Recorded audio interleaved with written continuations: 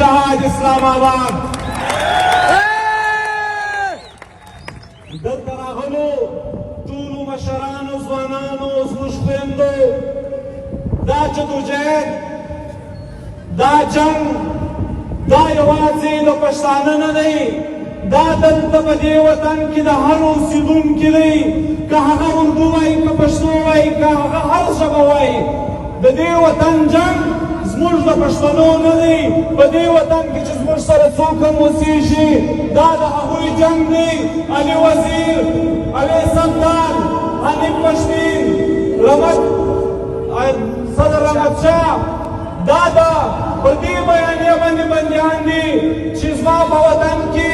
ډالري جنګ بیک جنګ د زورورو بادارانو د جنرالانو د ګټې جنګ چا راوړي زما وطن ته تراکر چا راوستل زما وطن ته له چچنیا څخه عربیا له دوبۍ څخه عربیان چا راوستل ما له د مذهب ټیکهداران چا راوستل ما له د اسلام ټیکهداران چا راوستل ما له پنجاب راوستل ما له چینچکیو راوستل ما له د پنډۍ پیروان راوستل زما وطن د امن و زما په وطن کې امن دی زما کان د امن کان دی په وطن کې هر چا ته عزت ورکړی دی خو چې له کومه وخته څخه زما په وطن کور ملا رهېدلې ده چې له کومه وخته څخه ملا بونده سترګې پټې کړې دي چې له کومه وخته څخه پکې ریپې سترګې پټې کړې دي له هغه وخته راغله پر ما رنګار اوږده سوې ده چې له کومه وخته خانه شریف ته ودرېدلې دي چې له کومه وخته څخه باچا خان سترګې پټې کړې دي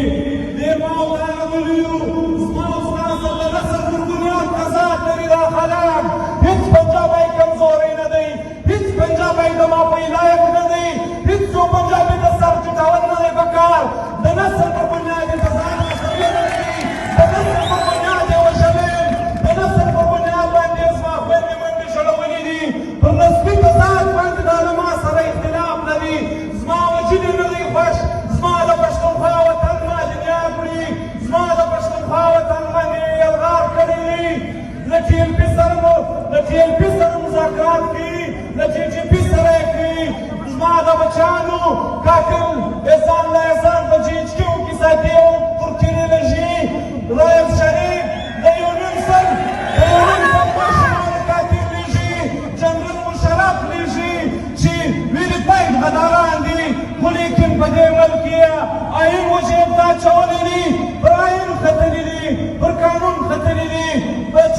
چا کې دومره طاقت نشته چې په سترګو دې سترګې واچوي په چا کې دومره توان نشته چې ورته ووایي دې راوله خو لیکن یو علي وزیر چې منتخب MNA دی چې منتخب MNA دی په زندان کې ناست دی چې هغې سردار دی چې هغې سردار دی د تراغري مقدمه ده باندې چې هغې سردار دی د تراغري مقدمه ده باندې نو ملګرو وخت راوړي خپله خبره کومه ملګري راته ولاړ دی خدا یو دوی خبرې لازمي ګڼم چې ویې کړمه یوه دا چې د افغان وطن عسکر نظامي عسکر که په افغانستان کې د لوږې مړې مړلې سي دلته دې نه راځي چې هر څه کې هلته دې وکړي دلته دې نه راځي په دې کونسلګریانو کې غله ناست دي په دې کونسلګریانو کې د پنجاب جاسوسان ناست دي دا یې په لاس ورکوي سردار محمد هوتک تر اوسه پورې ورک دی څه یې کړي وو خو روان وي ستا له ملکه څخه تر اوسه پورې ورک دی له دې چوکه څخه یې وړی په څلور ویګو ګاډیانو کې ثبوتونه پراته دي دا بې غیرته خلک دا کمزوري خلک پښتانه وایي دښمن دی هم غیرتمند سه دوستي دی هم له غیرتمنه سره سه بدي دی هم له غیرتمنه سره سه او اخري کې دا ملګري بل چیز راکړي ملا علي وزیر او دلته ناست موږ سره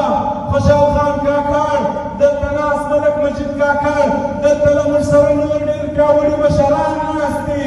د دغو زما د کام تاریخ ولوله چې په تاریخ کې سره معلوم سو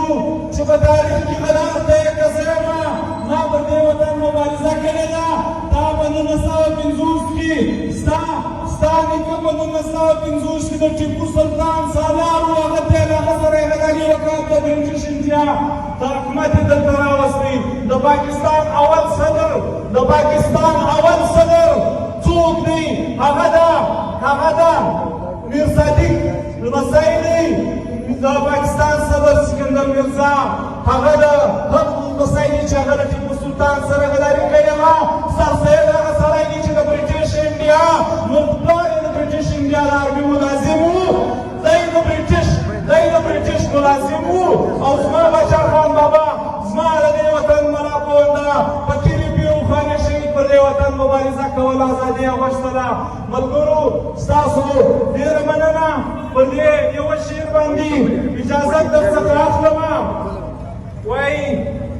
د وطن ګل وم د بارونو لمبو وهلی ومه، د وطن ګل ومه د بارونو لمبو وهلی ومه، د خزان غیږ کې پاڼې